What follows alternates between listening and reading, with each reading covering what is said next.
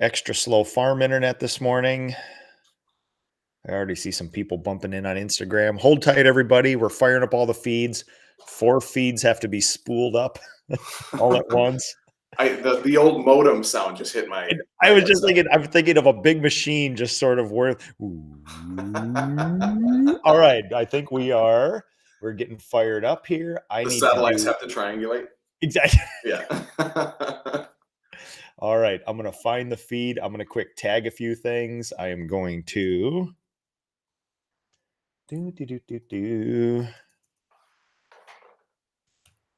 All right. I think at this point, your discussion topics as you fire all of the live streams is probably all of our favorite brand of yours. Just getting everything set up.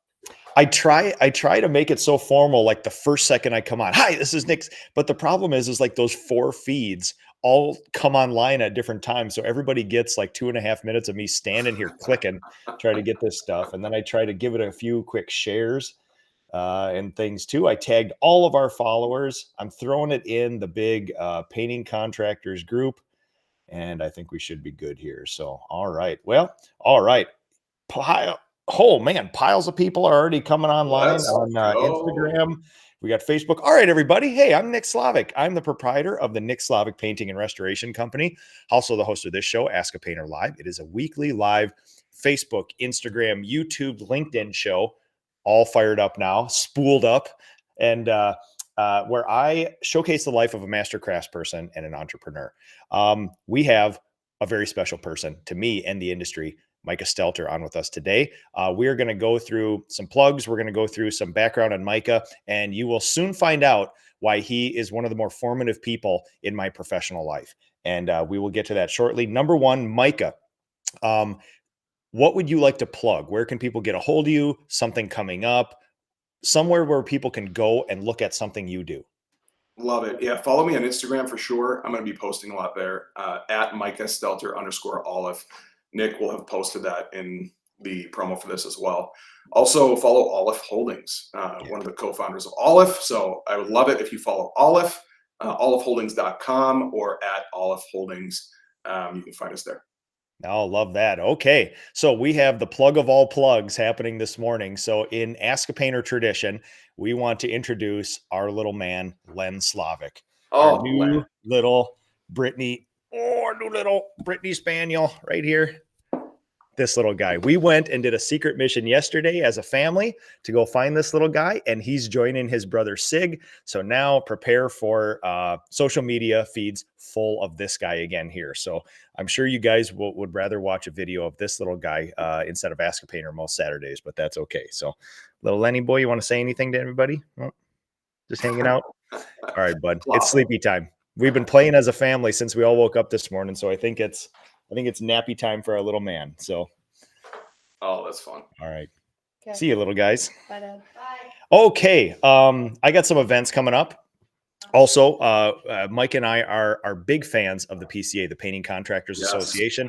Micah was integral into our business training as well, too. So literally the answer to every single question you can have. How do you schedule? What do you charge for X? When do you hire somebody? Hiring a sales guy or girl, which we're going to talk about later. Things like that. Magically, all these questions can be answered and they are solvable. People have solved them. You just need to connect with the right people. Step 1, PCA. Step 2, Business Accelerator training. And coming up this year, we have yet to formally announce it, but we have inked a deal with Sherwin-Williams where they will be underwriting some of the cost and sending some of their contractors there. This has been Jason Paris and I were the ones who spearheaded this thing. Jason did all the dirty work on it years and years ago so that it came to fruition. Then the board of directors of the PCA did years of work to get a deal inked with Sherwin-Williams to subsidize this for our industry. And now this year it comes to fruition. Multi years of effort coming in here. And I know you are a part of that too, Mike. And I just want to tell you I'm grateful for that. So we're grateful for the PCA, man. It's awesome stuff.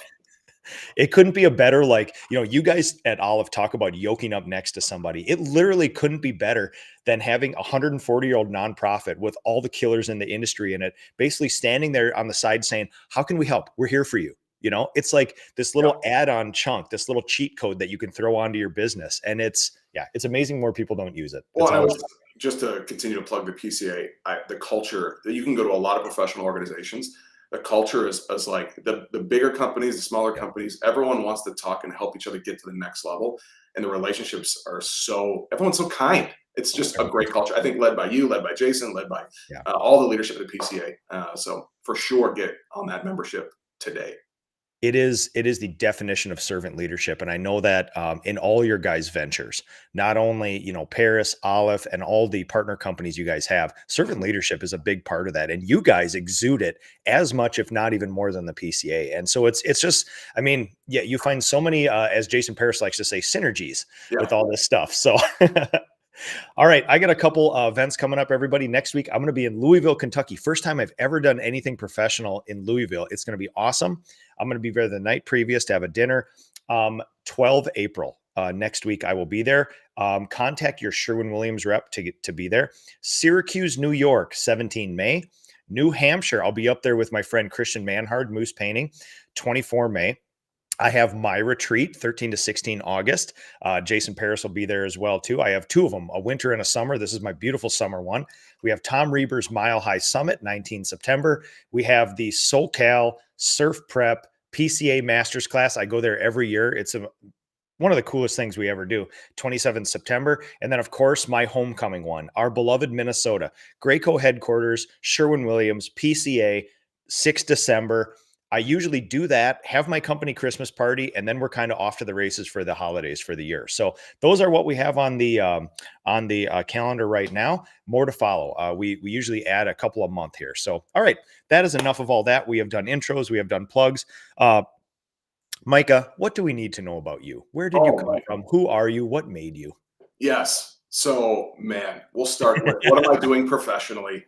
I'm wearing a lot of hats along with my partners, that's for sure. Yes, you do. But one of the co-founders of Aleph Holdings, I came from a background in higher education. I was I think way back when we were on Ask a Painter, we were in an old office with Jason Paris. I was like, hey, this is what I do. So it's been a really fun journey since then. But basically, co-founder of Aleph with 4 other great partners and many partners across the nation. And then my day job is I am the VP of Sales and Marketing for Paris Painting, Paris Roofing. And then I've leaned in and built a lot of the sales systems for our partners nationally as well. And so I get to add a lot of value there. And but sales and marketing is that's my world, and specifically scaling a sales team, which can't wait to talk more about that. And then I grew up in Red Wing, Minnesota. Go Red Wing shoes, claim to fame. And I went to high school there, and then I lived in New Zealand for 6 months. Didn't know what I was going to do with my life. Then I went home, and my parents were like, "Hey, you got to pay insurance and rent if you're going to stay here." And I was like, "Let's go to college." So I went to yeah, exactly. So I went to a private university in Roseville called Northwestern, not the one in Chicago. Yeah, it's a private Christian school, and met some amazing people. Many of the people that I do business with now, I met there. And so worked there though in the higher education side, and then moved over into the business side in 2018. And so that's been great. I have a beautiful wife, Lizzie, and I have 4 children that are running around, and I have 1 in the womb coming soon. So it wouldn't be, Aleph people if we didn't have a billion children.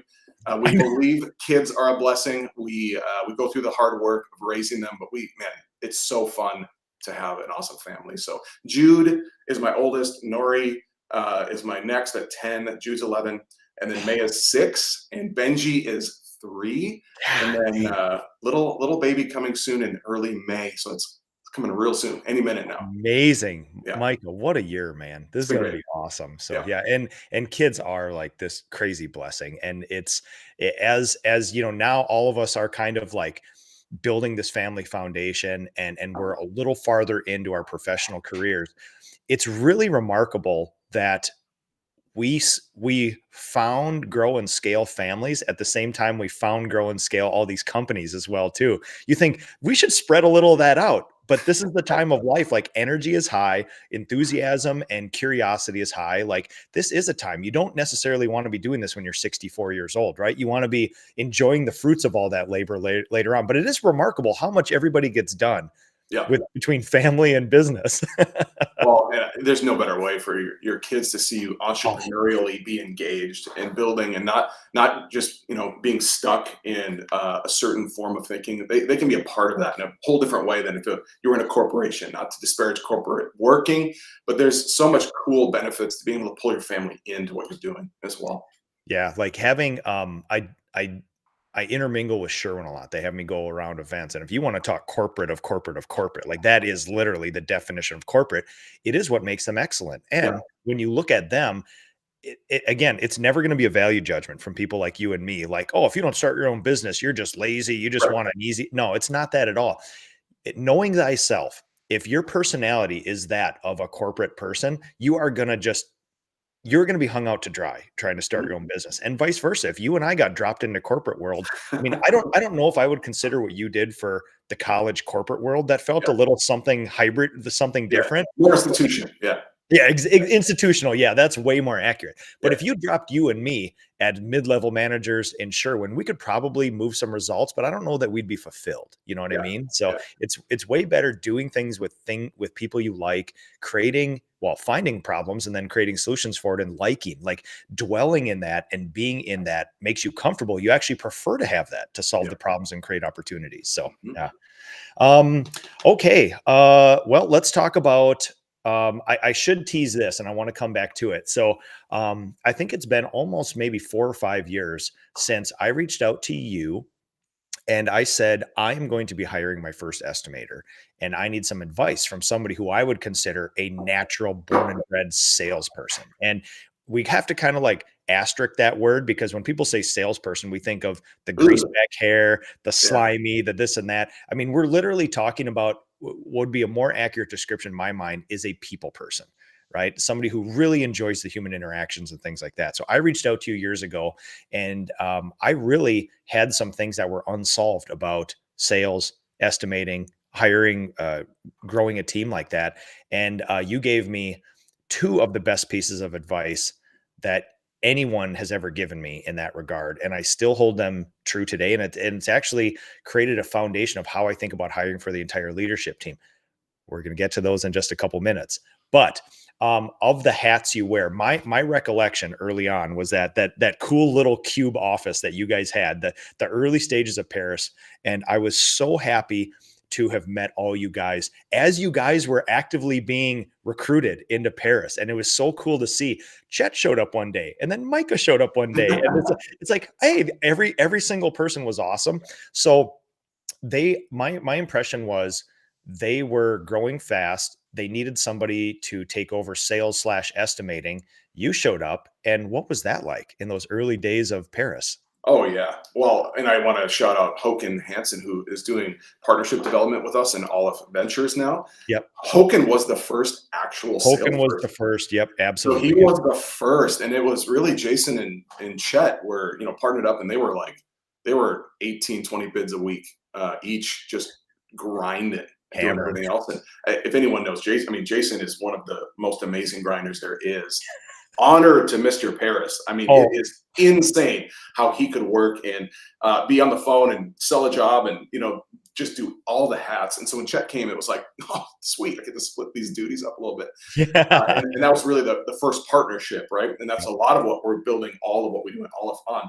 But Hoken was the first salesperson. I Yeah. was the second. And actually, I remember the conversations early on. I was a director of admissions at a university. I had 10 admission counselors, which is like the salespeople of higher education. We had You're 30 selling student college. workers. Yeah. Yeah, we had 30 student workers. I had an assistant director of admissions, a full team, and we were running, and all of a sudden I just got this itch, and I was talking with Chet and Jason about this, and they're like, maybe if you wanted to like come over and do this kind of cool thing, I think we might be able to make a soft landing for you. It was a nonprofit, and there's definitely more income in business, and we could kind of make it work. But I took a pay cut Yeah. because I believed in what was happening. I was like, man, this Paris painting looks like a rocket ship, right? So when I came over, it was like, I'm not sure, am I going to change oil in the cars? Like, what am I You'd be going to sweeping do? up the shop. Yeah. Yeah, what am I going to do? And it was like, well, we kind of need some sales. I was like, oh, I mean, that's kind of a background. So I just put my boots on and went out there and started learning how to bid. Jason and I were tromping around in the snow in February of 2018. while I was still a director of admissions, and I was so excited. It's called uninformed optimism. Oh, Where sounds like you're the like, transition curve. Yeah. yeah, I was like, this is gonna be great. But I was tromping around the snow, and I got into informed pessimism pretty quick. Yep. But we were at the wrong house. It was so Oh, funny. We totally estimated the wrong house, and then we went next door and did the right one. But so I got 2 practice bids, and then Chet helped me awesome. learn it. And Chet basically said, "Hey, don't make promises you can't keep, and good luck." And there was definitely some more training than that, but there was a lot of like we were Dude, developing systems and process, right? that We were like literally in perfect. Most people don't know Chet. I don't even claim to know him fully. He's kind of an enigma, but what a Chet thing to say. And it's deeply wise. it It is is. it's like Yeah. the longer I do this, I realize is that make a promise, deliver on it. Yep. Now, everything complicated happens after that, but that is one of the most wise things a human can give as advice. Yeah. And so when we back in those days, it was like we had a clipboard and we had like some grids and we were writing down all of the measurements around the house and taking Whoa. our calculator and adding it up and then putting the bid together. So, Figuring out okay, how, so that's we should pause there because yeah. Jason and others created custom software for not only Paris, Aleph, and all the partner companies. So what we know of Jason as this deep sophistication, matrix running down in his head. There was a paper and pencil time not that long ago in the history of that company, and that's really good perspective to give people. Yeah, 2018. God, that's not that We long were ago, man. writing this, and then Hoken actually was like, you know what? Let me turn that into a spreadsheet so at least we don't have to manually calculate the numbers. That's a great idea. Let's do it. That was the next iteration, right? So Yep. that was a lot of those early days, but honestly, I found myself running around houses, and I've done thousands of estimates, Yeah. thousands, and I had so much fun meeting with clients, understanding what they needed, walking around houses, especially on the 75-degree days in summer where it's I know, beautiful. right? It wasn't as fun in the rain and snow, but that I just got such a love for what that was and a knack for it. Yeah. And so it was around. It was 2 years though of just selling as we were founding and building Aleph as well. And Paris Painting really was the foundation for many of us to learn and understand how to grow a company at scale so Yeah. that we could build Aleph. Those first early days, it's like it was 2018. It wasn't 2010 or Well, it wasn't 35 you know years what I ago, mean? It back really before was. computers. Yeah. No, it really wasn't. And so just I think what unlocked the power of that was just the partnership of many minds coming together and adding the value to help us go faster. And but yeah, that's what it was like. It was fun. Is it even possible to put you back into the mindset of your first days, weeks, months in Yeah, Paris? yeah. What You were new to the industry, right? You knew these guys, you trusted these guys, and that's what brought you over. But what were your first impressions of the trades, painting, and this thing that we do? It's kind of interesting. I think I was watching some people join the trades in 2017, 2018, and it started making a lot of sense to me what was happening there. And it's making a lot more sense as we look at the PCA. Yeah. I mean, you think about the PCA in 2017, 18, it was like, wow, you got to $1 million. Now you go and it's like 2, 3, 5 is Oh, more, yeah. the average is lifting. 100%. And so the professionalism of that industry is on the rise. But I remember just the excitement of, wow, this low barrier of entry trade, we don't have to have advanced Harvard degrees and technological backgrounds to do this. Yeah. It's really a simple trade that you can simply execute simple process. But when we started adding systems to the simple trade and just being good people, Yeah. that was crazy how the opportunity that came from that, right? And it was, yes, a lot of times it's like, oh, you're I was like, I'm going to join a painting company. People are like, oh, Oh, that's great for you. And then what are you going to do to support your family? yeah, it's like, oh, my drunk uncle Carl paints, I know. it's like, yeah, that's not quite the vision I have, or Yep. Jason or Chet. And so when I jumped in, there was definitely riding the curve of I took a big step back in terms of Yeah. professional status, right? Oh, of course. But Yeah. if I could encourage anybody listening to this that like that is in the grind of a painting company that it's smaller and maybe you did leave professional to go do something Yep. yourself and you're feeling that you're feeling that feeling of like, what am I? You think your identity is wrapped in this. You don't feel like you can post on social media and feel proud. It's like, no, this is this is the coolest industry to be in. And sometimes when you make a transition like that, like I did, you have to rebuild into what that looks like. Anytime you change careers, you take a step back and have to rebuild it. But I mean, painting and being a professional painting contractor has been one of the coolest things you could possibly do and serve the community you're in. Yeah. And So, when you take a step back and, this again, coming from somebody, I mean, just enough about me, Micah, to know that this is my 32nd year and I got brought up in the most regressive way ever. And yeah, even within my industry, within my professional life, I had to rethink how I frame what I do. Literally, it was 25 years of I'm just a painter, just a painter. I'm just a painter. That Minnesota yes, humble, I'm just a yeah, painter. I'm just, like Jason, humble flyover country, just here. And to think to wake up every day and tell yourself this is a freedom machine, right? yes, You can get time and money from this thing. This is a freedom machine. And it doesn't matter. You could be a stockbroker, you could be a realtor, you could be a farmer, you could be a paint business owner.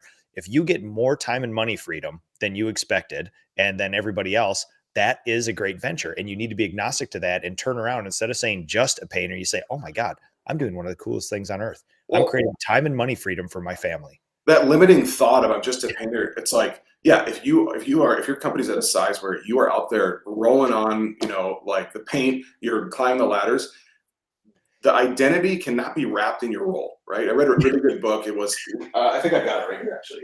It's this one. This is a sales book. I'll plug this for the Sandler method.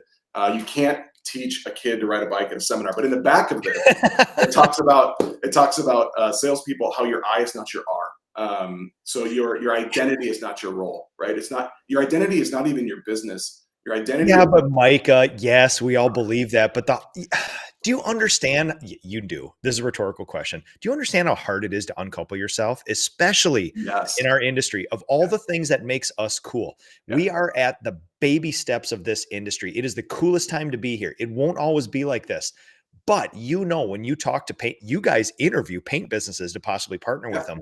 yeah, Ego, people who don't know their numbers, their entire identity is wrapped up into the craft and their name and their vans. How in the heck do you start having a conversation with somebody to break that down and not have them take that personally?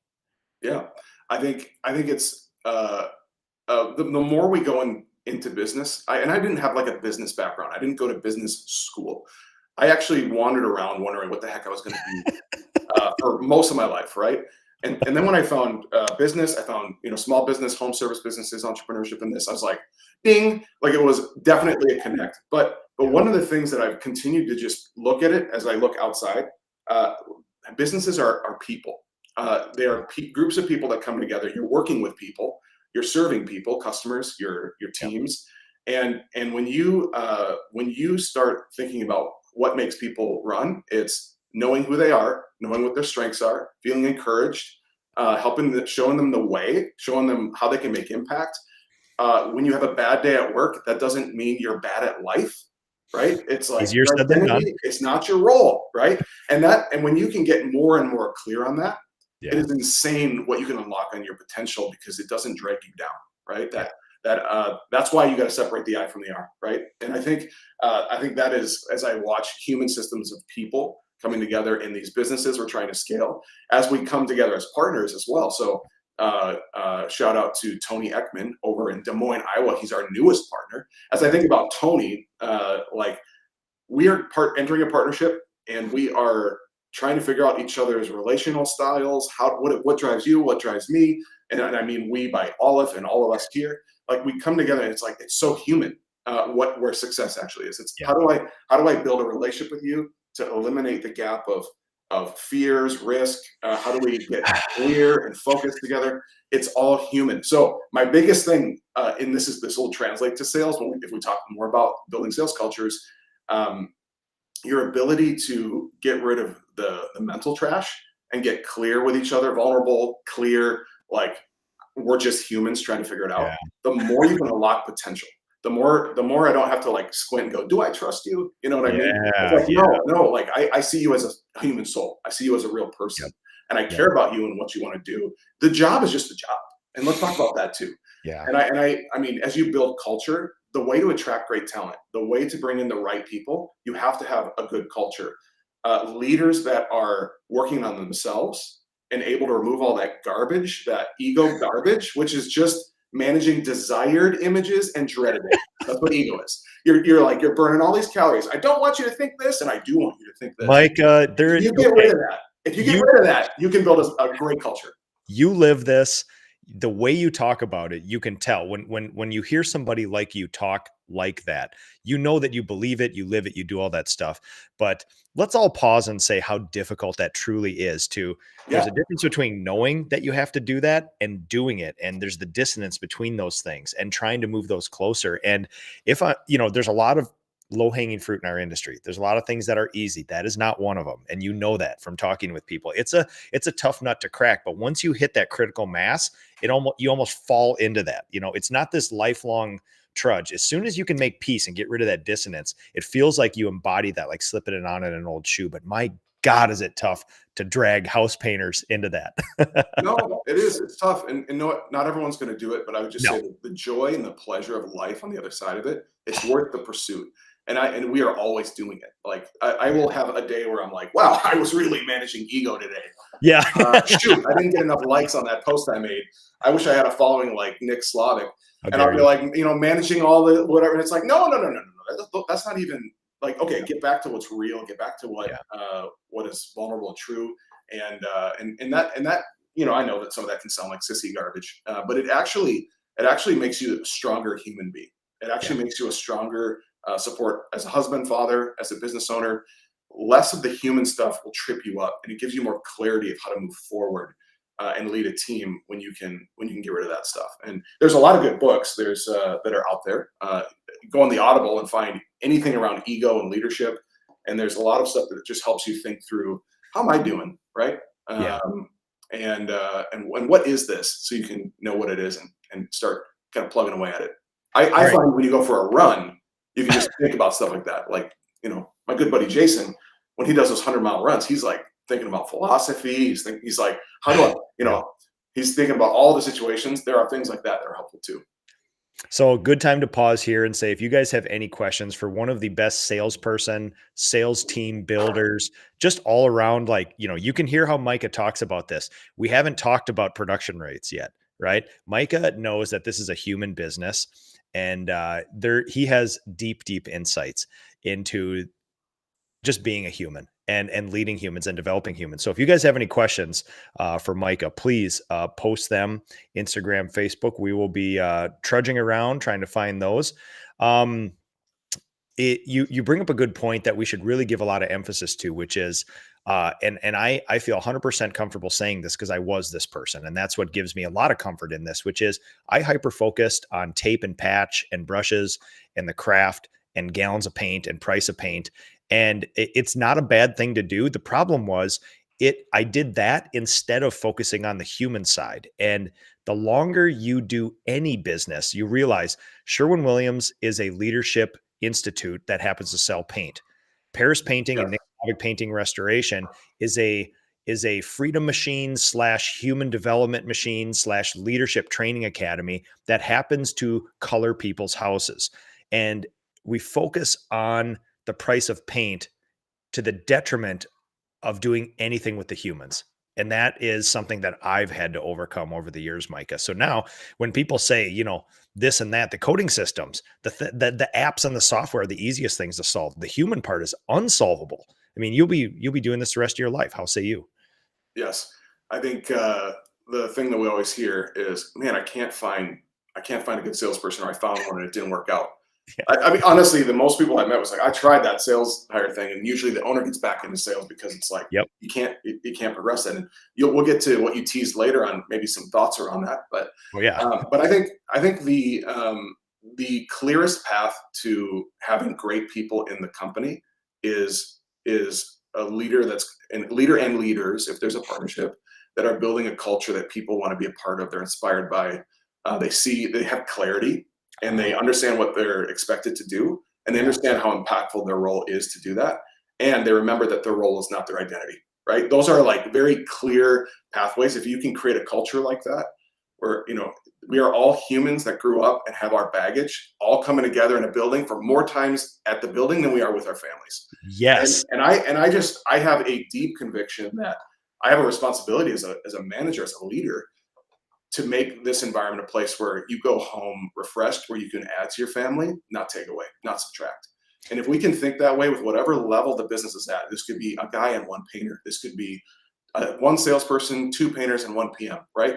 Many of our partner companies are just building their key roles right now. It doesn't matter where you're at. If you can foster that culture that people just that you want to be with and people want to be with you, that is how you attract human talent to whatever thing they're doing. Because you think about the job market, we talk about, it's like you could be schlepping something in a cube somewhere, and if a painter said, "Hey, I know this isn't like glamorous, but I want to invest in you. I want to invest in your life, and here's where we're going over the next 3 years." If you can say that, recruiting is sales too. That's why I recruit really well.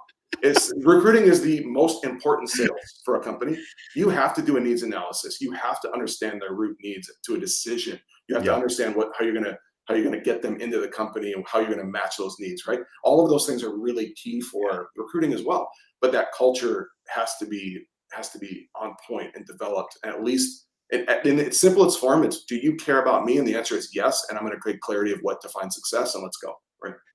So we're gonna do some rapid fire questions because people are hitting us with some really good ones here. But it's always been, you know, I think all of you guys and myself love reasoning on first principles, which is like when anybody always says, "Well, we've always done it this way," I think people like us immediately key into that and be like, "Oh, that's something we can investigate right there." And sales is an interesting thing because we talk about leads and we talk about marketing and we talk about estimates and projects, but recruiting is the other big thing. Like literally, we spend so much time selling paint jobs, and yet we do almost nothing to recruit humans, the most important thing that make businesses run. So we'll hire marketing companies, we'll do disc profiles, or we'll hire marketing companies, we'll do all this work on branding, ad work, Facebook, Google AdWords. But yet when we go to hire an estimator, we'll go on Indeed, put a free ad up that says, "Looking for an estimator, pay based on experience, inquire below." And it's just like, you're going to be saddling up next to this human. They could potentially ruin your life, and you're putting zero effort into it, you know? So that's always been remarkable to me. And it's really good to hear you say that is, I mean, your life is that you're selling both ways. You have to recruit a team. You also have to sell paint jobs. Mm-hmm. All right. Paul Struble. Oh, love this. Brian Struble. This is great for guys going from 0 to 1. Can you talk about going from 3 to 10 million? What is a piece of perspective or advice from people going from 3 million to 10 million in the painting industry? Yes. Well, I've led the sales team to that.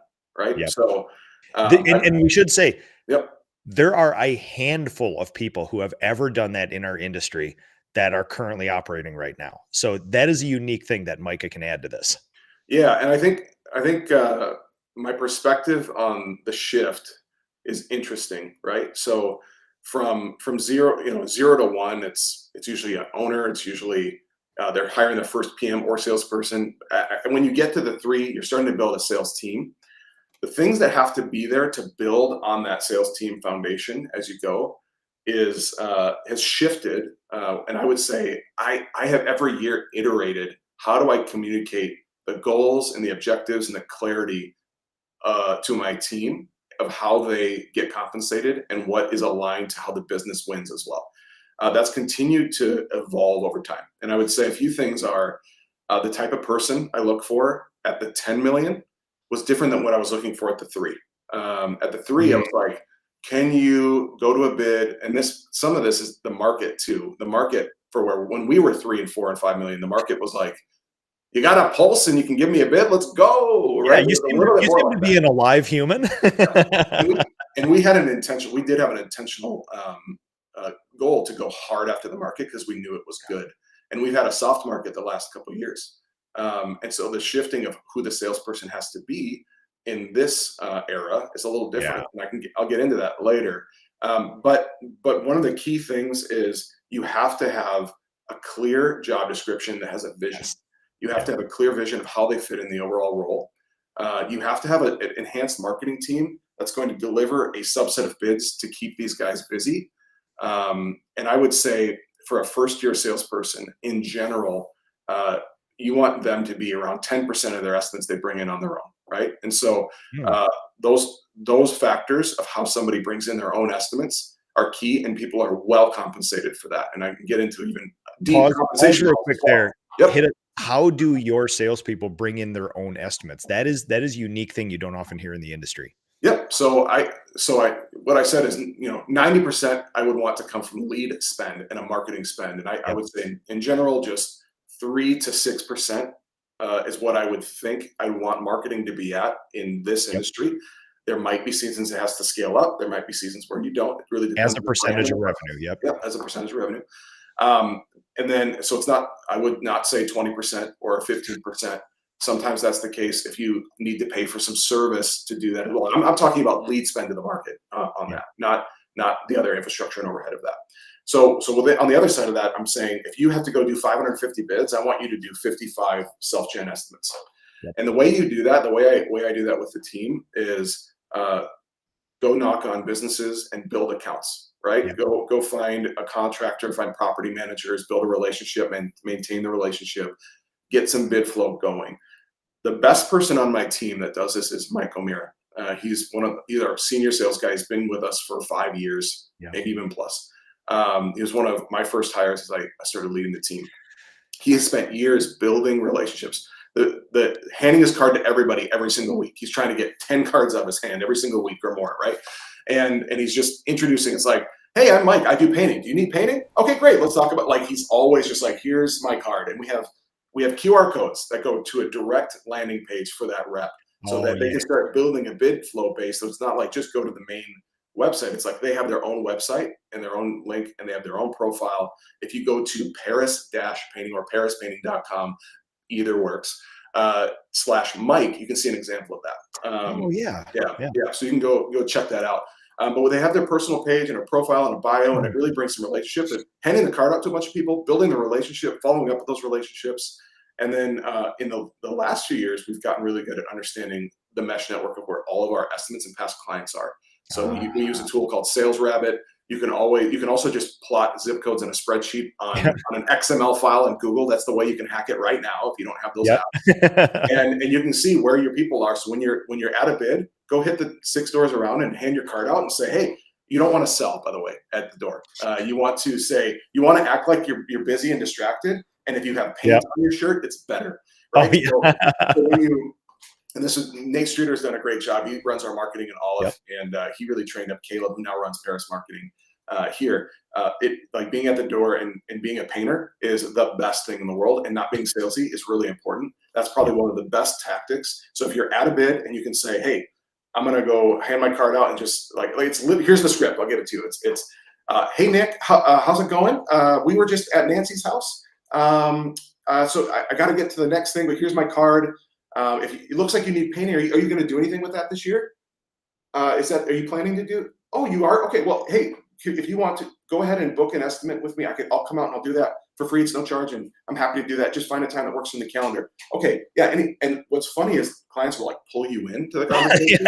If you're trying to do this, it's a classic. If you pull back and somebody's interested, they're going to pull forward. But I don't want to book an estimate. I don't want to be like, let's get you signed up right now, because those never they slip. They cancel. That's an easy way for PMs, for salespeople.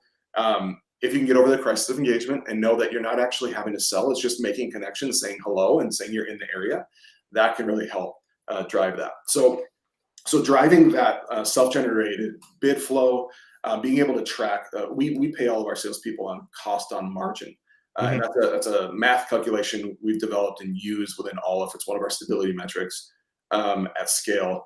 And it's hard when it's a percentage, because percentages can be weird for each business. But for us, 35% of the margin that is produced from the sales of an individual is how you pay for the lead spend, the sales role, and all of the tools and equipment, everything, literally everything. Even in if W2 role, even the burden rate, all of it is in there in terms of cost. So back to the question of 3 to 10, developing the model where my salespeople understand the P&L and they're running their own mini P&Ls under our business they're making their own profit and their own compensation model. If they go get 60 self-gens instead of 30, which is their goal, that can open up a $5,000 to $10,000 kicker because they drop their cost of margin and they make the profitability in that. So really clear tools and systems and communication and rhythms and metrics to see, there's a lot of salespeople I'll talk to, and it's like, what are your sales rates? And I'm like, I don't know. Like, the system is shielded from me. I'm not really sure. I don't know how to measure my success. The further you get into the way you grow into the 10 is having high clarity, high accountability each week. People are owning their results and self-regulating, and leading a culture of clarity with process is really important. And I don't want to, when I talk about the human aspects of vulnerability, transparency, no ego, those type of things, that needs to happen with very clear dialed in systems as well. And when I say clear dialed in systems, I don't mean the WALG, which we developed over the last 5 years. I mean a G sheet at least. Yes, 100%. G sheets, and just have a process, SOPs lined up, some system you're following, and that somebody can actually look at and work off of. So to oversimplify this whole thing, and I've been thinking a lot about this, which Brian asked, 3 to 10. And to oversimplify that growth from 0 to 10 million, you have cowboy cowgirl phase, right?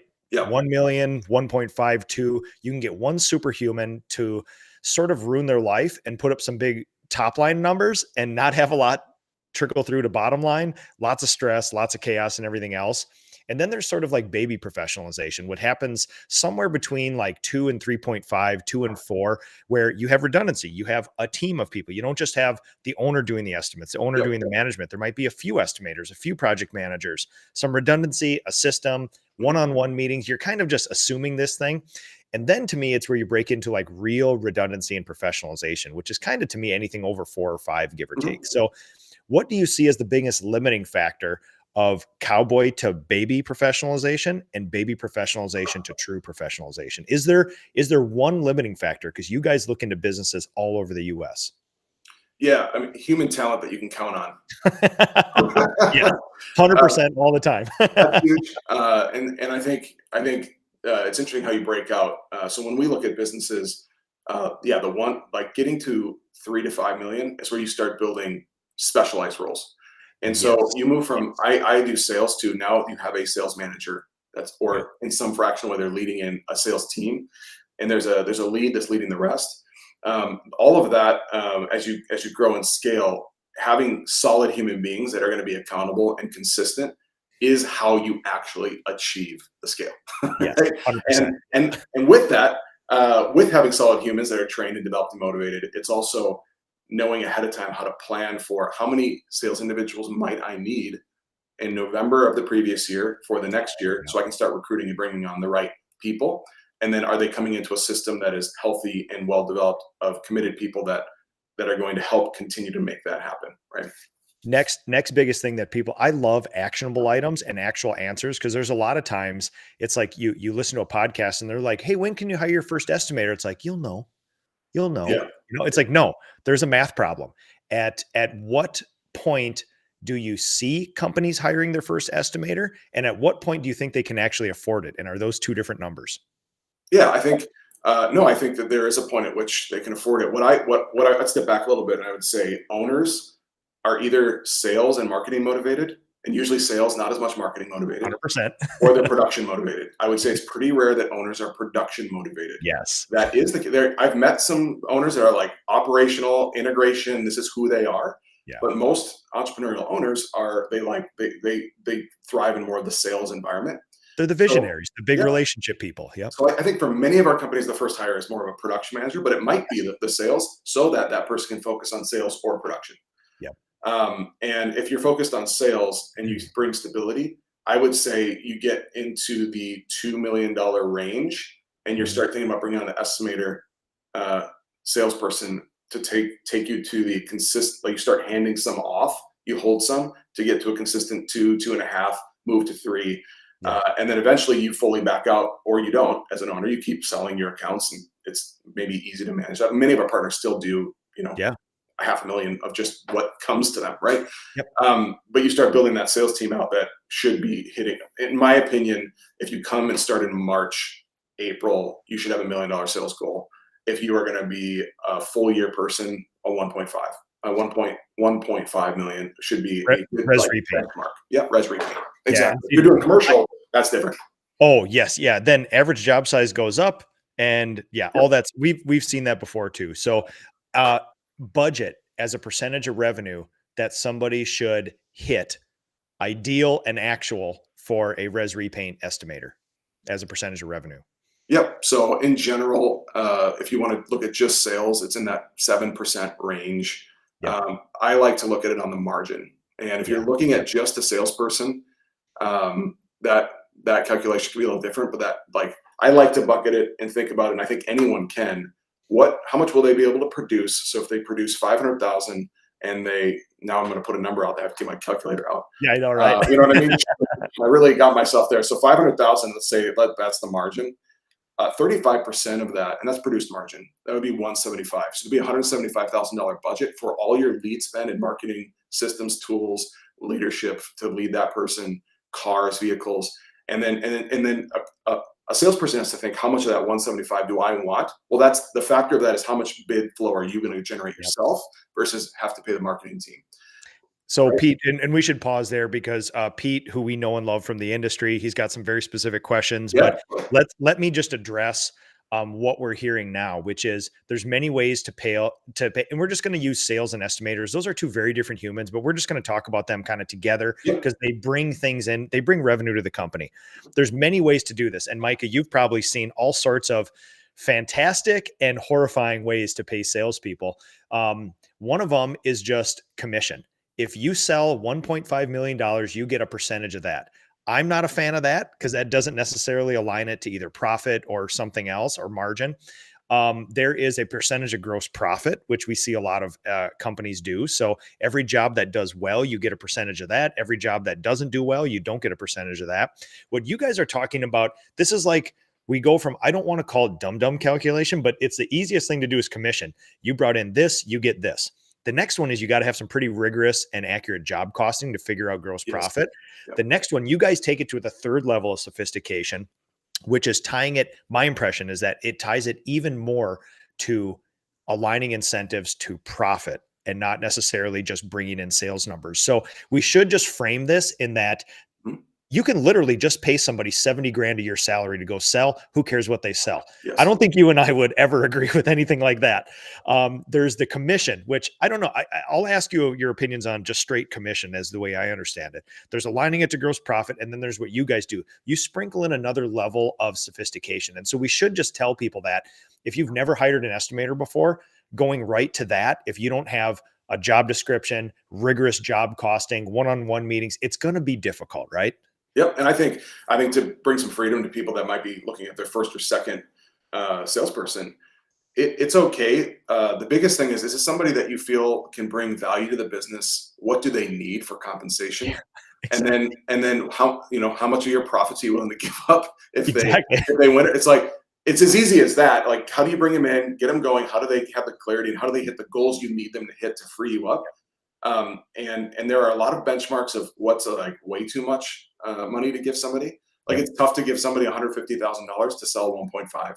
If they're selling 2 million plus, there's a pathway to that. Now it gets more interesting. Now it makes more sense, right? It's more what are the standard, metrics. Sales and marketing usually that 12 to 13, 14%, depending on the soft market on revenue is more of where we want that to be on a P&L. And that factor is more important as you look at, was this worth it or not? But honestly, for some of you, it might be really worth it to overpay a little bit for somebody because you can focus on other aspects of the business that you need to tune up. But know you're overpaying though. Yeah, know you're overpaying. Yeah, and you're giving something up for that, right? Yes, exactly. So Pete asked too, how do you pay them? Is it like what is the timeline? Well, how do you is it quarterly, weekly, monthly? How do you do it? Yep. So I think the most important thing about commission is you need to have a process for the job costing to be done by the end of the month so that you can pay commissions for the previous month. We always pay the last month and the next month. It follows a similar financial rhythm. So sometime mid-month, we pay commissions of the previous month. That's important for many reasons. One, it's like if somebody signed up for a lower base pay, they need those commission dollars to fund their life. Oh, so you guys do what we would consider the bonus or the commissions monthly. Yeah. Yep. Exactly. So a monthly payout for commissions, whereas we do a every other pay period base that just kind of hits people's world.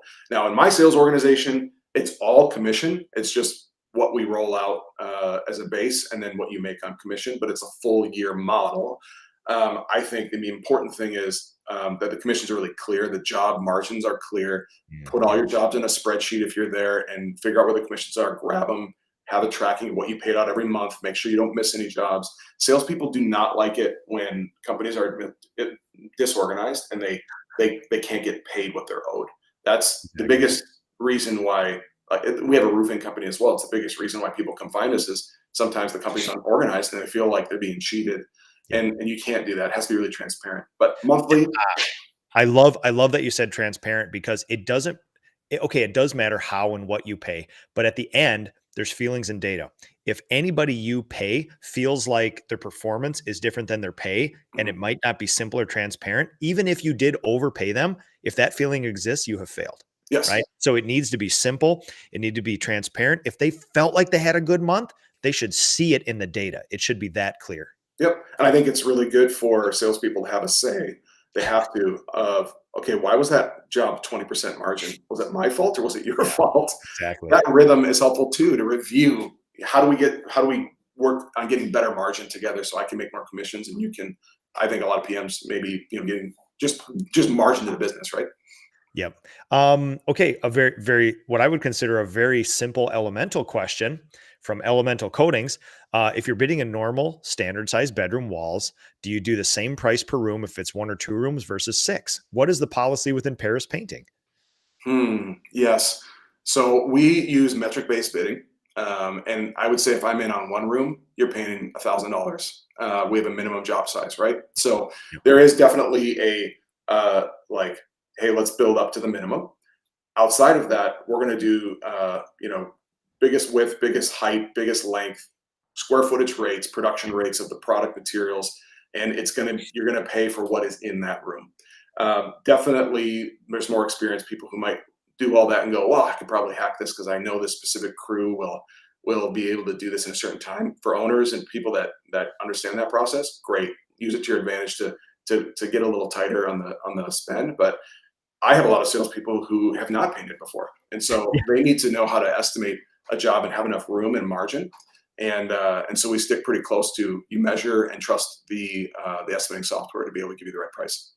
So I think this is now the right time. We have teased people both in social media and in this show. You have given me 2 of kind of like the most foundational pieces of advice that I have in my professional life. And it's not one of those things where it's like, hey, you hear it, you do it, and then you kind of forget about it. I think about it like every week. And piece of advice number 1, and this was a thing where I like to talk about my leadership compass, where as I'm growing as a leader, there's things that I know to be true, and there's things that I think to be true, but I haven't experienced them yet. And I call it outside of my leadership compass, right? You're like, I have this gut feeling. And as an entrepreneur and a leader, I need to follow my gut feeling, but you also have to use your cheat codes. You, to me, were a cheat code because I call up you. You're a very developed salesperson, estimator.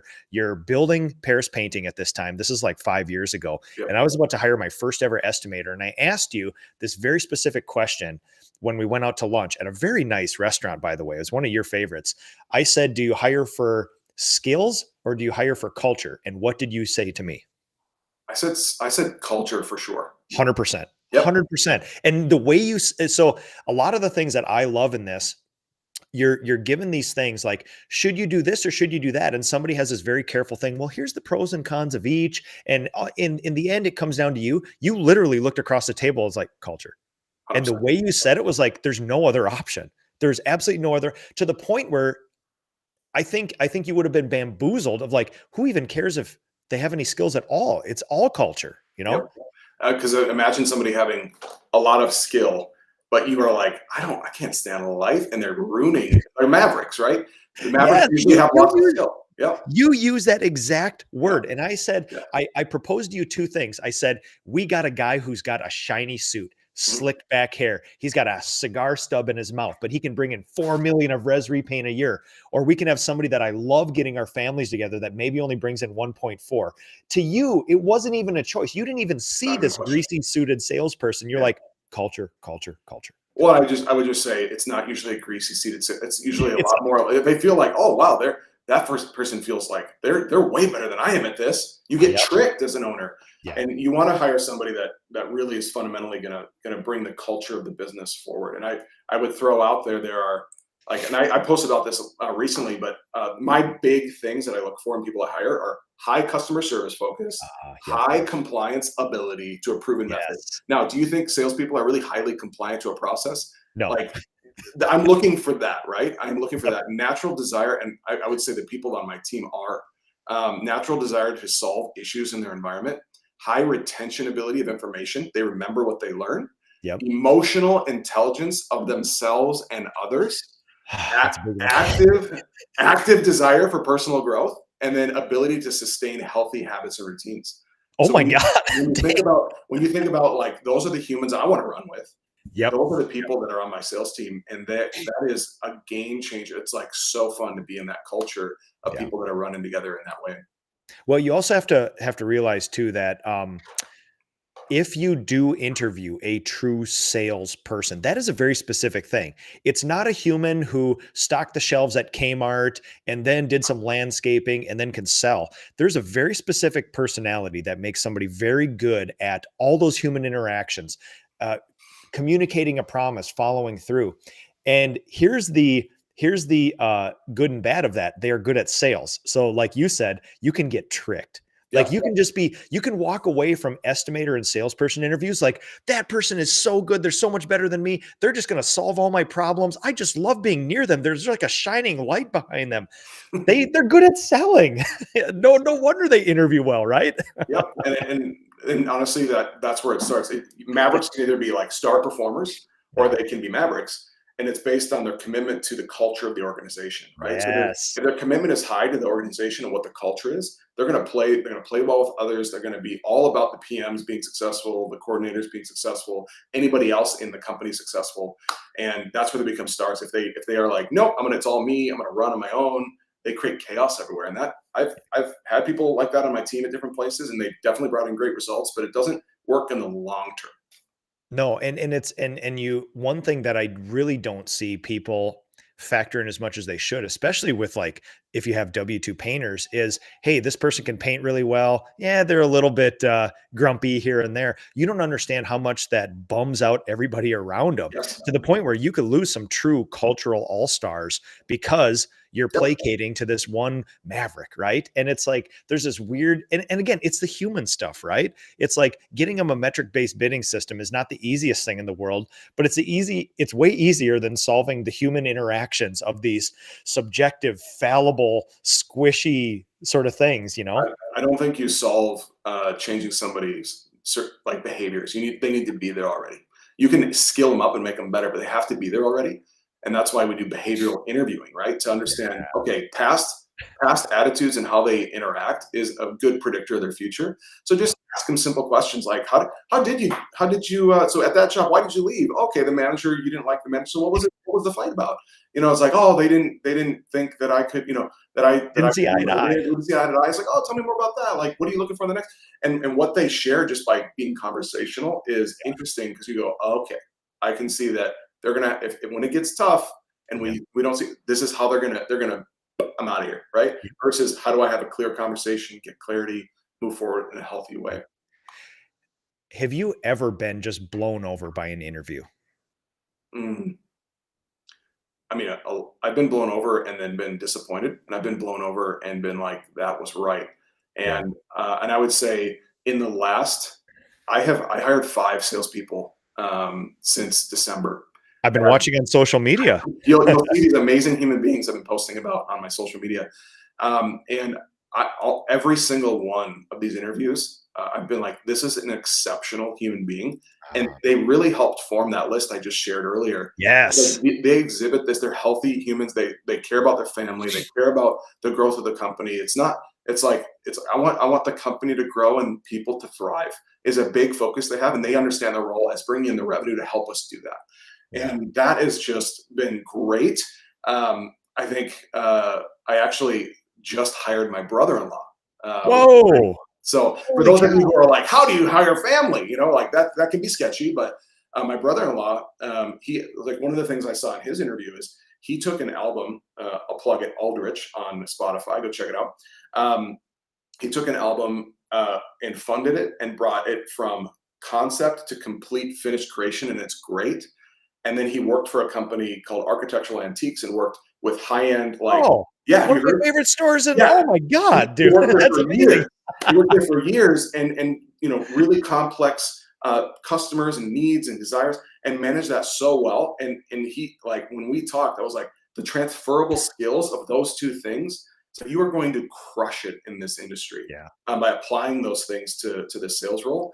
So I'll plug him as one of my blow away interviews. It's also a family member, so there's really a lot of need for clarity and how to define success too when you have family. I will give you an out on this because it is something that it's you know, live conversation. We haven't prepped for this, but completely okay if you say, hey, nothing really comes to mind, but I am constantly fixated on how people answer interview questions. If you have an example of somebody, of a question you answered, and somebody who actually answered the question that actually gave you an insight and really impressed you, would you have one of those queued up, like an actual question and an actual answer and how it impressed you? Well, I'll answer this question in that I don't use interview questions. Yeah, good. Micah, it is I hate interviews. Yeah. And if you, the Yeah. thing for me is like, that's the same thing with podcasts a lot of the time. You sit down and you ask a question and the person says something businessy and everybody's nodding their head. But if you write it down, you didn't really answer the question. And I think people have this, I hate this narrative that people walk into interviews with, which is, you're the owner of the company. I'm going to say these things that you've always heard. It's a stock answer. I'm going to give you nothing real unless you're a really good interviewer. And then we're just going to just roll the dice on each other. Imagine, right? I mean, Nick, imagine you came in and sat down and I said, Nick, thanks so much for coming today. Tell me about a time when you did something hard and you succeeded. Yeah. Have you ever talked to anybody like that in life? And how will you ever understand? It's like, we are playing together. I know, it's like, we're in a play together, and I put on this costume and you put on that. Yeah. So what's different is I'm like, oh, Nick, thanks. Hey, I'll be like, Nick, thanks so much for coming in. This is, just so you know, I'm super relational. This is not a formality. If you have questions along the way, no. But here's kind of what we're going to do today. I want to hit the resume. I want to get to know you and understand, you know, what you think about the role. I want to jump into your background a little bit. I want to understand more about you, and then from there, we'll walk through kind of day in the life, what this might look like, right? So we jump in, and then I just go, okay, so you started your career here. Tell me about that. Like, what brought you there? Yeah. Now we're in a conversation, Nick, right? Yeah. Now we're in a conversation. And it's your job to extract what you need out of that, but you're conversational. Yep. You have to, like, and that's, and I would just throw, if you can't do that, how are you going to build culture and lead that person to the next level as well, right? Focusing on the wrong thing. Micah, you're the best at this ever. Send me your list of interview questions. You're like, my interview questions is Micah. Your smile right now is exactly like that. Your persona and your character is the interview, and your ability to just care genuinely about a human is it. It almost doesn't matter what you talk about. It'll come out, right? It does. And it actually puts people off guard. Yes. So I get more of the real actual thoughts. And when I'm pleasantly surprised by what is really there, that's when I note that, right? So now into the second, I want to respect our time because I have a new puppy and a family, and you have a family and a baby on the way, and this is family time. So I want to make sure I respect this. The second piece of advice or perspective you gave me is something that I actually travel around the United States right now and teach every other painting contractor. It's been so foundational to me. And it's the difference between, and again, you are really good at this. You're steeped in it. This is your world. I'm like, I have a foot. I have to manage a team like this. So it's one of the many things I do. I don't have the depth you have in this for sure, but it's the difference between transactional and relational selling. And to me, you said something foundational, which was, I kept asking these very specific questions. And for you to you almost did one of these. Shh, just Nick, let me just say something. A third of the people you encounter on an estimate will always buy from you, no matter what. a third will never buy from you, and a third might be able to be swayed. Yep. And so when you go forth and build your team and think about this, just keep that in the back of your head. And number one, you were the person to tell me that, right? I have that Oh right yeah. memory. Good. Yeah. I was going to say, and you still believe that? Yes. Yes, absolutely. Okay, good. And what does that mean to you, Micah? Yeah, I think when people set up an estimate and you have a salesperson that goes out, if they show up on time and they deliver a proposal, they deliver an experience, Yep. you're going to win 20 to 30% of the time, right? And so just showing up and being there, you're going to get some sales. Because a lot of the industry doesn't show up and they don't give an estimate.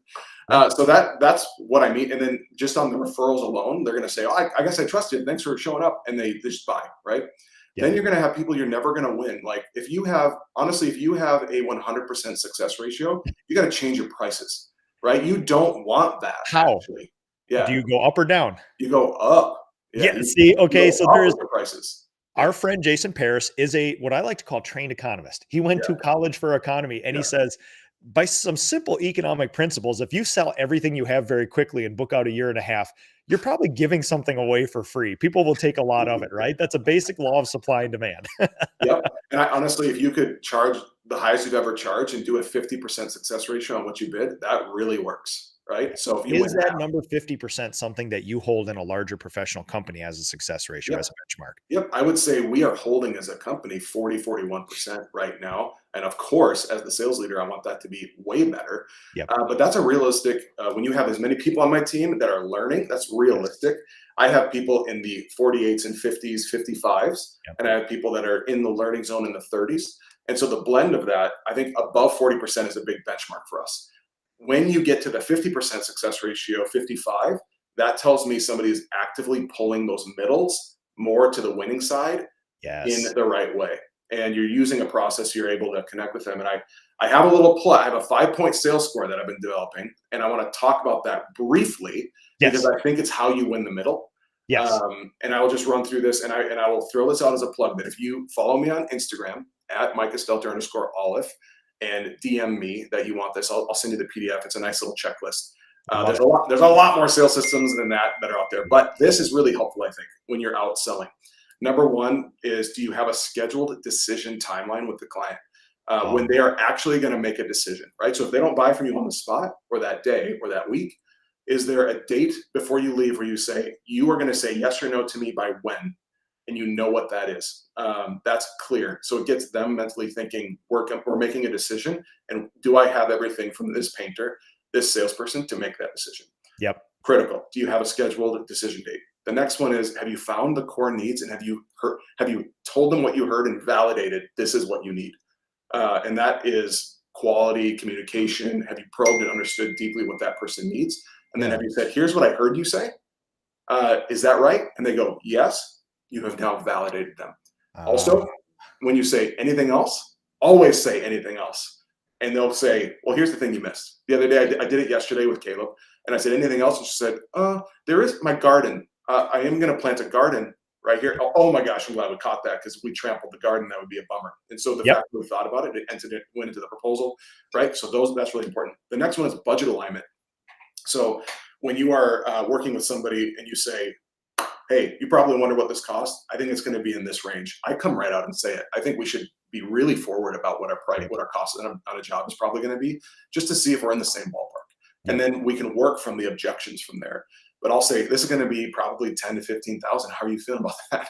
Yeah. If they go, I don't know if I can do that. It's like, well, let's talk about options. In this market, you've got to put a base bid out that is as small as possible, and everything else needs to be the options, so that you don't get people confused on price. You want it to be the lowest number of their competitive bids, but you're not. You just have a lot of options because they didn't want to budget those, so they can choose how to build it back. But if somebody gives them a 10,000 bid and you give an 8,000 with 12,000 in options, they'll buy you, right? And so the budget alignment helps you go, how aligned are we? Are you thinking that I'm Chuck and his truck, or a high-end, like high charge rate painter that does specialized things? You like being in the middle is kind of where we are. So we're just figuring out how aligned we are to that. The next one is decision makers. Are they uncovered? Do you know them? Who are they? Is there a husband, a wife, a partner? Is there somebody in the decision tree that's not here? We don't make both people come together like some companies might. We just go do bids. And so a lot of times just somebody else making a decision. How do you know what they care about, what they need? And have you mapped that and have you validated their needs? And then the fifth and my favorite is, did you add meaningful value? And I would just say one of the Paris painting pieces is, can we be surprisingly helpful? That's a big underpinning, right? Can we come and just add lots? Can we help you solve something? Can we pull the stick off the roof? Can we reconnect the downspout? Can we dig out some trash in the gutter if we have our ladder with us? There's some things that you can do to just add meaningful value. If you do all 5 of those things, you can have a much higher chance of winning those middles that we talk about over to the winning side and close to that 50+% success ratio. So I have a nice little checklist on that, that with some reminders. So if anybody wants that, follow me, direct message me, and I would love to put that in there. Dude, that's expect one from me too. Yeah. So the third principle is something that is guiding to me, because it tells you, hey, would you rather have your estimating team do 12 estimates a week and spend 3 hours a piece, or would you rather have them do 18 estimates a week and spend 2 hours? For me, a clear decision is, if we're only ever going to play with those and maybe sway the middle, I would rather have my guys do more estimates, because magically we keep a 47% success ratio. So if that's the case, I've never been able to prove that more time on an estimate produces more wins. What I have been able to prove is that if they do 6 more estimates a week, they're going to win 3 more jobs a week. Mm-hmm. Yep. Yeah. And if you have a good process and you add activity to that process, you should get a consistent result. I will say time and estimate, if it's around building connection with the homeowner and better understanding needs and their values, that can increase as well. Agreed. Yep. But there is, and this is something where, you are infinitely more wise at this than me, but after a certain point, you can see these people, if they carve out an hour of your day, most people don't have an hour. And so if you're like, hey, I want 3 hours of your day, they're like, yeah, but that's a nice starter for me. Exactly. It's like, yeah, I'm probably going to even ask if I even need to be there at the estimate at some point. So it's like, at that point, that's why I bring up transactional versus relational selling, because again, I was one of these person that's like, they love it because it's Nick. It's the company, it's the gold, it's the engine turn gold on the vans, it's our cream colored button up shirts. Yeah. It's relational. They buy us because of the human.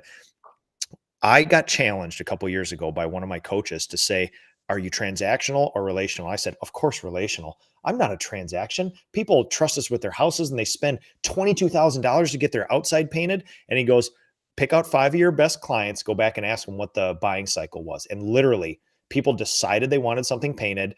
They acted as quickly as they could in 1 week. They gathered as much information as they could. The companies who made it easy, you didn't rake them over than coals and price, and a reasonable start time, won every time. Yep. They don't remember your name. No. I got challenged with that. And literally, you guys have one of the most amazing presences in the Twin Cities. I consider myself out there as well too. Guess what? A year and a half from now, if you paint somebody's house, they don't remember your name. It's crazy. Yeah. You are a transaction, and this is not to get spicy with the thing, but if you think, I mean, again, the old the cliche is, tell me the name of the nurse that delivered your last child, right? And it's like, nobody can bring that up unless it was your sister-in-law or something. Yeah. And okay, so you're going to remember your house painter from 8 years ago? Like, come on, So again, I think that's why the marketing is important, and that's not good or bad. It doesn't mean our clients are bad people. It just means that you got to make it easy for them, man. And again, third, and fight for the middle, like you say. So, okay, we have one last thing here, and then I'm going to give them your plug again for your list. Chris Zook. I've never done estimates on the spot and have always been very good with win rates. Is there an argument to change my process to in-person, and what resources would you make that change? I'm assuming delivering on the spot. Mm-hmm. And what would I expect to see in sales wins increase by doing this alternate process? What are your thoughts on that? Yeah, so I would say for sure, delivering a physical, analog, not digital bid on the spot is one of the best ways in a human-to-human interaction to understand nonverbals, understand where they're at, and try and work with that to actually close a deal or figure out if we're on the same page in the same universe at all. Yep. I think when you come as an owner and you say, where is my bond? And I'm gonna send you the bid, and they get the bid, and you have good reviews, and they trust you, you can have a high success ratio just sending bids. Your salesperson cannot. Your salesperson will not do that. Yep. That's probably the biggest thing I would say. Pause right there. That is a very important thing, right? Yep. Most owners are the visionaries, are the estimators, their names on the company. I mean, look at Chris Zook, Zook's Look painting. Like that, there is an embedded amount of trust within that an estimator may not have. Continue, Micah. Yep. And I think for us, we print the estimates. Like, I know that that's silly. I know the technology, you don't have to do that. I do it intentionally because I want to go, hey, here's what we got. Did everything make sense? Here's all my notes that I crafted, and they can see it, touch it, feel it. I will say that has worked to date. Who knows what AI and whatever thing will happen in the future? If I would change. It's about, can you look somebody? You could do this over a virtual chat and present it on a PDF and get the same thing. I will say that too. So if you don't want to print and do it on the spot that way, you should schedule, do a virtual meeting and walk them through the PDF, and do not send them that bid until you are on the screen chat, 100%, the video chat with them, right? So there's definitely a lot. It's that concept is what you got to maintain. So I believe that, since me and Paris Painting and all you guys have been kind of shoulder to shoulder experiencing each other over the years. And I've taken a lot of cues from you guys because you guys are at the tip of the spear of all this. We have the same thing, which is there is no reason to print out a paper estimate besides the fact that it's a little bit of shock and awe. And there's still, in a world of AI and instant messaging and emails and virtual meetings, there's something deeply meaningful to that client to hold an estimate on the spot. And if in 60 minutes, one of your estimators can literally print out a beautiful cream colored sheet of paper with all their information on it, it is different than when you hand them your tablet with the same information on it. There's something about it. And maybe it shows professionalism. Maybe we still live in a world where that is valued. But I believe that, and the common thinking, I think we share this, is that this person doesn't have time for this, right? Yep. They've already carved off an hour. It's top of mind to them. What better time to hand them the estimate and talk about every single thing on there while they're actually thinking about it? Because a week later, when you send that, we have got into these conversations. It's like, which painting company were you again? And you're like, oh, yes. Oh, this is not going to work, is it? And so you realize, like, whether you want to or not, if you believe the fighting for the middle, get it to them right there. You have now, and again, the way my personality works too is I love clean breaks on things. Yep. If you go do 18 estimates and then you owe 18 estimates later, you have only done half the work. If you go to an estimate, deliver it on site, you have made a clean break, you've crossed it off, moving on. Now you start the follow-up sequence. Yep, It's exactly. Clean. Yep. Okay. And for the brand, if you can be at the kitchen table and have a drink of water and have a conversation, that's really where the goal is. That's awesome. Chris Zook giving praise, Micah, for that. I deeply appreciative for that too. And yes, he's actually rethinking relational versus transactional. And I don't want painters to assume the position of being a cheap commodity, but understand that most people don't care about this as much as us. And if we make it super easy, like Amazon, one click buy, we're just going to win more. And that does create relationships. What you're doing is investing in word of mouth, repeat, referral. And the proof in that is you guys have been around a long time now. I mean, we're like old people in the industry all of a sudden. I've been around for 16 years. Any quarter, between 25 and 40% of my $3 million of revenue is word of mouth, repeat, referral. So this done well over a very long period of time is amazing results. I could be saving 3% of revenue on marketing because we execute these very simple things, invest, maybe not see an immediate outcome, but invest in the future. Yeah, not to bring it a little bit full circle and land the plane if you want to, but I would say when you understand that it's more transactional, you can get your identity out of it as well, which is what is critical, right? So to know that this is a transaction, people are going to like you, but they're not going to remember. It frees you up a little bit too, to be okay to keep trucking. You don't get so bogged down. You know what, Micah, that's what makes you really wise. And we're going to end on that note, which is I go around and tell people, don't be a cheap commodity, but understand that they don't care about you. You say a more wise thing, which is that prevents you from letting your personality and ego interfere with the entire process. Yes. And don't be surprised if I now add that on to what I tell people about. That is so wise, Micah. And that's exactly like that interaction, that piece of wisdom is so important because it's better for you. You're not lessening anything. You're not lessening anything for the client. We don't want that in a car salesman. We just want a transaction sometimes, right? Understand that. So Micah, tell us how to get your list again as well too. And we'll end on that note. Love it. So at Micah Stelter _ Aleph, follow me there, direct message me, and I will put it in that chat. So I would love to do that. Also, And you can if we ever want to get a call or connect sometime, love to do it. I'm at the PCA events often, so can't wait to see a lot of people there. But then also oliveholdings.com and at Olive Holdings on Instagram. Go follow what we're doing there too. I will say we did not talk much about Olive Holdings, but the basic concept is you guys are sidling up next to people, doing something very novel, which is just not outright buying their businesses. You're actually investing in them and trying to get them through those steps of professionalization that we have with support systems and other things. And you guys are doing something very interesting, very novel in the industry. And how many companies have you partnered with now? We're at 14 nationally right now. Yep. That's incredible. And these are companies we all know and love. And it's been really fun to see you guys go through that from number 1 to number 14 and continuing on through that. And personally, as the chair of the PCA, I want to just tell you that bringing your guys' level of professionalization in and supporting and just basically, yoking up next to people, as you guys say, is important. It's something novel in the trades, and we're deeply appreciative. Love it. We appreciate you too, Nick. You're great. Great man and friend. Thank you. Well, thank you very much, Micah. This is awesome. Don't be surprised if Micah comes on for some more follow-ups with all this. The questions are coming in. I assume you and I will be on the comments after helping out. Good, good, good. All right. Yep. Get a hold of Micah. Follow Paris Painting. Follow Olive Holdings. All this stuff. You guys are absolutely awesome. Thanks for watching today, everybody. Share the show and contact